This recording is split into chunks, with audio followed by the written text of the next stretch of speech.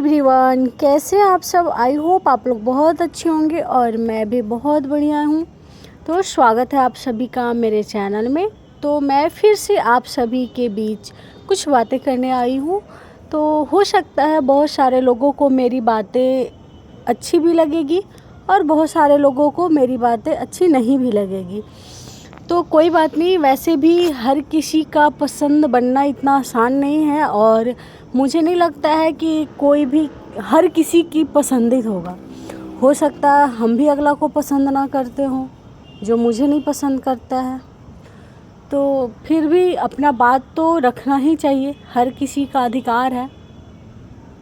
तो मैं ये कहने आई हूँ कि जब युद्ध हो रहा था तब कोई नहीं बोल रहा था अच्छा है नहीं है। उसके बीच में भी नेहा सिंह राठौर का वो जो पोस्ट आया था कि लाशें हिंद इंडिया और पाकिस्तान में गिर रही है और फ़ायदा उस तो जीत कौन रहा है। आपको पता है हमारे यहाँ शहीद को लाशें नहीं, शहीद बोलते हैं उसे। कैसी एक लाश से तुलना कर दी, उसे लाश नहीं बोलते यार, लाश नहीं, लाश से हम तुलना भी नहीं करते हैं। आप जहाँ तक कि देखते हो जो हमारे भाई शहीद होते हैं उनकी जो बॉडी होती है कितनी इज्जत से दफन होते हैं, और छोटा सा वर्ड लाश में आप उसे बता दिया।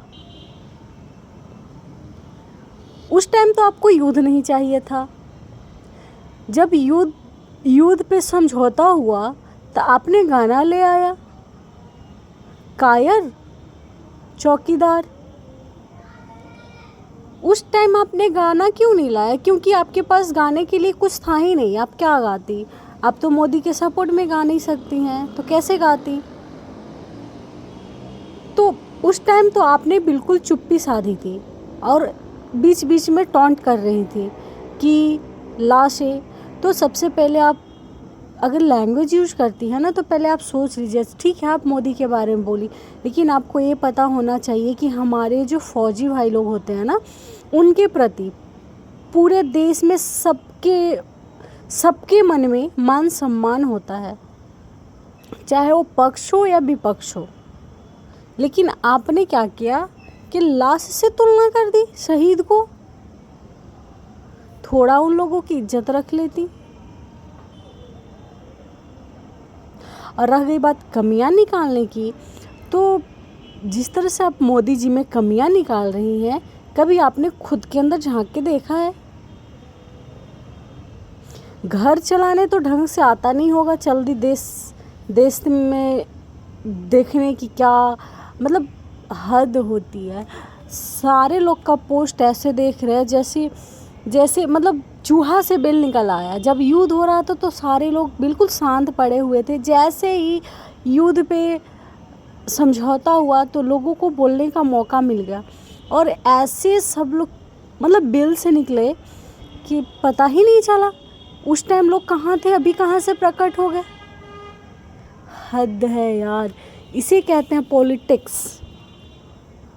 और जो लोग कह रहे हैं लुटेरा वगैरह वगैरह, तो कभी आपने सुना कि मोदी जी ने लूटा?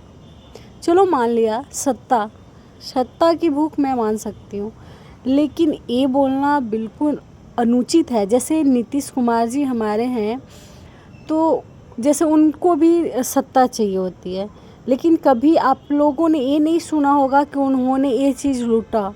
इस पे कभी भी मतलब नीतीश कुमार का कहीं ये शिकायत है ही नहीं कि उन्होंने कहीं धन का वो किया है। सत्ता की भूख, तो जो लोग चिल्ला रहे हैं भूख रहे हैं ना, तो वो लोग भी सत्ता के लिए ही कर रहे हैं।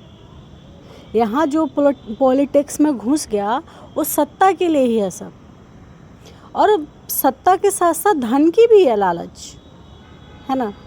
एक प्रियंका गांधी जी का बयान था कि जो 1971 में हुआ था वो मैंने देखा। तो जब आपका जन्म 1972 में हुआ तो आपने कैसे देखा? अरे कुछ तो सोच समझ के बोला कीजिए।